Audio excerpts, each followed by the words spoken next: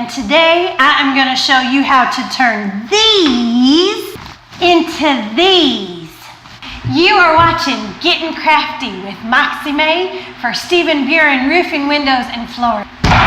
Speaking of flooring, today we are going to be making this cute little sign that is made with scraps of flooring. So we are going to make a sign that's similar to this, but first of all, I'm going to need 3 separate scraps.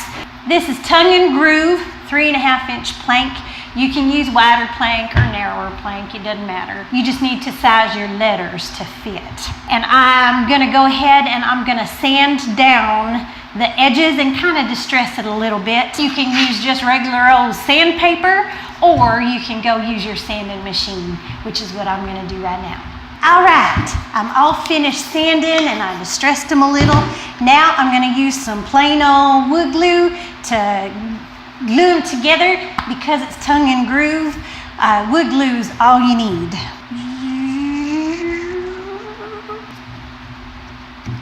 I'll do this.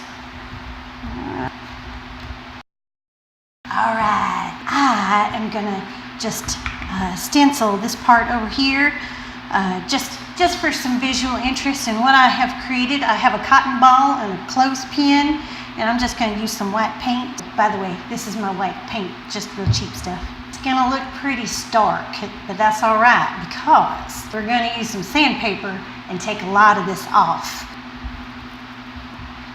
Woo. I'm gonna let this dry, and then I'll come back with some handheld sandpaper. Our stenciled bit is dry, so what I'm going to do is take some ordinary cheap sandpaper and sand most of it off. Now when I say I sanded quite a bit of it off, I mean it. Here's a before and after picture. Okay, I have laid out my letters that I cut out of just plain old scrapbook paper with my Cricut. And I am going to use some Mod Podge and a good sized paintbrush.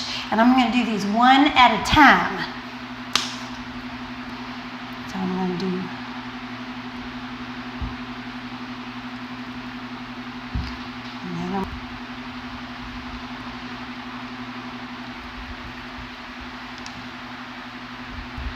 Now I'm going to let this dry. Distress it a little bit more with some sandpaper, and then I will give it another coat of Mod Podge. Now let's make a sign using wider plank. And I have cut them to length and went ahead and sanded off all the splintery edges and distressed it a little bit. On this one, what we're going to do is I cut out some letters out with my Cricut. What I have done is I have a work mat here. I think I got this thing at IKEA for $3. And I put a piece of scrapbook paper underneath my mat here, and I used the edge of it to line up the bottoms of my words.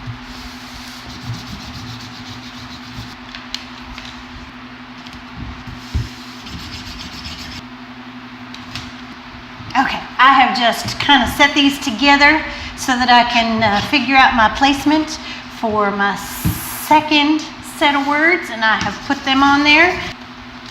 I wanted to show you what I'm going to do after I glue it together.